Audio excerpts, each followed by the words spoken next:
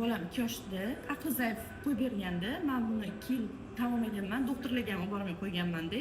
Keyin umuman lecheniya qildirmaganman bolamni.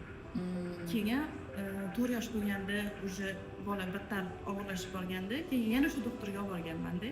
Keyin ular aytganlar, "Nima kelmading shuncha paytdan beri doktorga, unaqa qabulimga kelmading?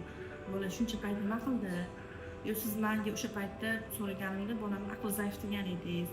Shuning uchun olib kelmadim bolani" deb aytsam, "Hozir tayyor turing, men senga undan ham og'ir narsani aytaman. Уже bolangda autizm boshlamoqda." Bola bu ZPRda aqli zaiflik boshlanmoqdami? Ona o'zini qo'lga olib davolatishni boshlash kerak ekanda, tan olish kerak ekan birinchi o'rinda. Agarda bu ZPRni o'tkazib yuborsangiz, davolatmasangiz, o'zi yaxshi bo'lib qoladi desangiz, bola yana ham og'irlashib, autizm holatiga kelib qolar ekan. Shuning uchun o'zini vaqtida qarab turib, davolatib turib, обязательно shug'ullanish kerak ekanda. Ona kuchli bo'lishi kerak endi. Kuchli bo'lish kerak, tan olish kerak ekan. Birinchi o'rinda tan olib,